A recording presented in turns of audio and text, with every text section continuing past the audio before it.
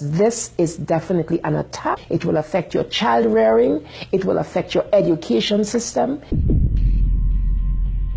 This is instructions for the teacher in the classroom to ask her or his students, how do people express their sexual feelings? What is abstinence? And here are some answers. Oral sex, masturbation, anal sex, massage, holding hands, touching each other's genitals, saying, I like you. And what they're doing is equating all these things. Saying, I like you is equal to anal sex. It is pornography. Men, especially on the House floor, did not want to look at. We couldn't show this on the television news, but yet we want our 4th grade children to be looking at this book. In the name of sexuality education, children are seeing obscene materials that have been ruled by Congress and by the Supreme Court impossible to show to children. An online CSE program for African youth called The World Starts With Me tells children that sexuality includes oral sex and masturbation. It then tells them it's their own choice if they want to lose their virginity. It shows children pictures of naked girls and boys in various stages of development, and then asks them to point out differences in their private parts. Parents likely will never know, as it is all done online away from home. They have elementary students as young as 9 years old. Then they teach them how to wear a condom. And they have this plastic genitalia, and they even have young girls. They're teaching them how to put a condom on a male genitalia and boys how to put a condom on a woman genitalia without the knowledge and consent of the parents. They're giving them handouts, negotiating sexual encounters with other students. For example, there are statements like this: can I take your shirt off? It makes me hot when you touch me here. Is it okay if I take my pants off? Where we in Latin America, we still have a lot of poverty. We have communities that don't have fresh water, that don't have electricity. Focus is completely shifted from basic needs. They get comprehensive sexual education without the consent of parents, taking and deconstructing the family.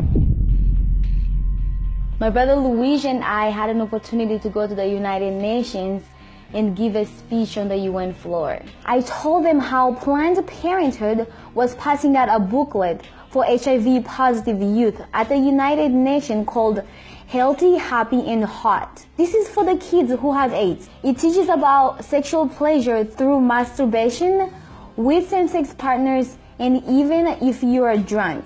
This pamphlet called Healthy, Happy and Hot tells young people that you have the right not to disclose your HIV status to a sexual partner if you're not comfortable. It also tells young people that are HIV positive that if they decide with their partner not to wear a condom, that's their decision. The World Health Organization standards for sexuality education in Europe actually suggest that children ages 0 to 4 should be given information about masturbation and given the right to explore their gender identity. For ages 4 to 6, children should be taught about same-sex relationships and respect for different norms regarding sexuality. The interests of organizations like UNFPA and IPPF is to get parents out of the picture and to radicalize and sexualize children. UNFPA has tried to convince my country to change our positions on issues such as reproductive rights and comprehensive sexuality education. Madam Chair, does the UNFPA think it can do this because Nauru is the smallest member state of the United Nations? The Nigerian government was actually told by the Western countries that if they do not give in, that they will be denied foreign aid. On page 89 of a UNICEF-published Sexual and Reproductive Health Manual, UNICEF listed situations in which one can obtain sexual pleasure that included sexual responses directed towards inanimate objects, animals, minors, and non-consenting persons. In the context of the Sustainable Development Goals that determines the agenda for the next 15 years, the voice is very, very biased. It's just International Planned Parenthood Federation and their affiliates have a direct influence on the outcome documents, on what is established, what is negotiated at the UN. Some of the objectives of the UNESCO Sexuality Education Guidelines include teaching children at age 9 about sexual stimulation and the definition and function of orgasm, and at age 15, that both men and women can receive sexual pleasure with a partner of the same or opposite sex. The It's All One curriculum, also promoted by International Planned Parenthood, reveals the multiple manipulative tactics used to indoctrinate and sexualize children through CSE.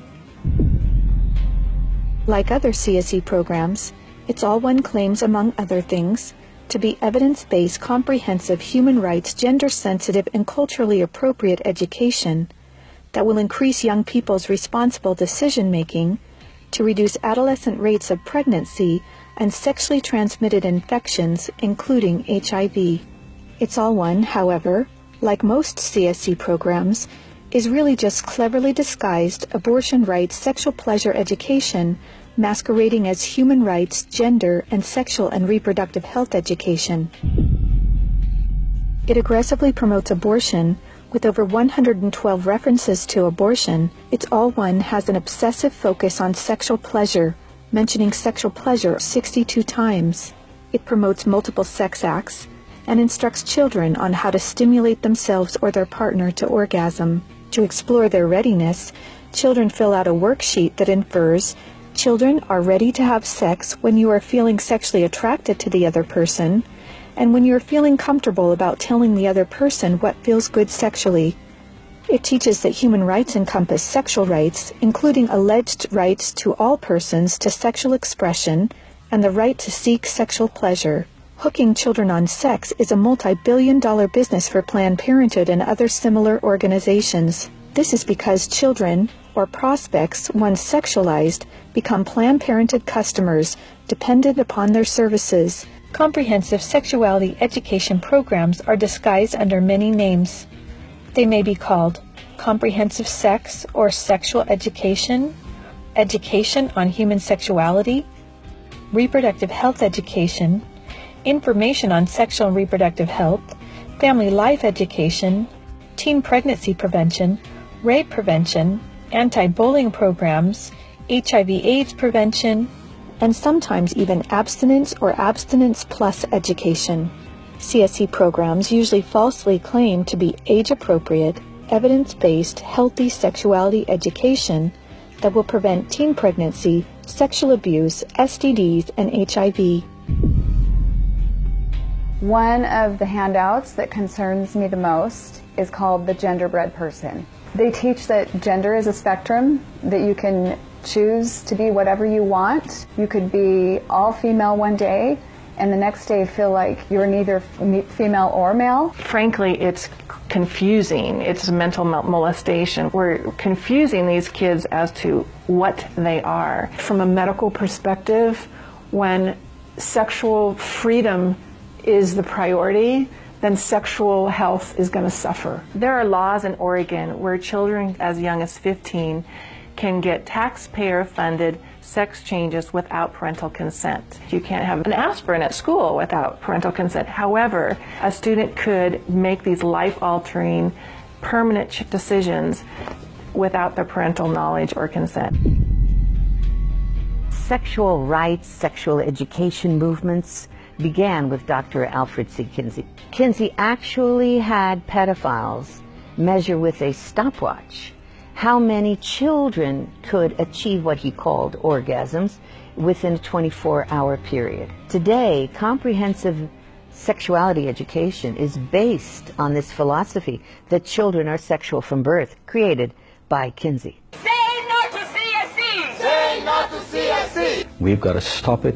We've got to use everything at our disposal. We have to stand together to stop this attack against our children. And they have all this funding and this organization, but we know that if we stand together, we can do something for the family, for the children. We stopped the Kinsey sexuality education program in Croatia. It is time for parents to say, no, my family is mine. My wife is mine. I am hers. Our children are ours. Band together and find ways to stop it from entering your country.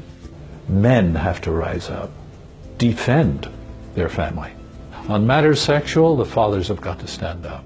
Say, you have no place talking sexuality to my children. We resist it, even with our lives, because that's what life is all about. It's happening on our watch. If we don't do something about it, it is all of us that carry that guilt.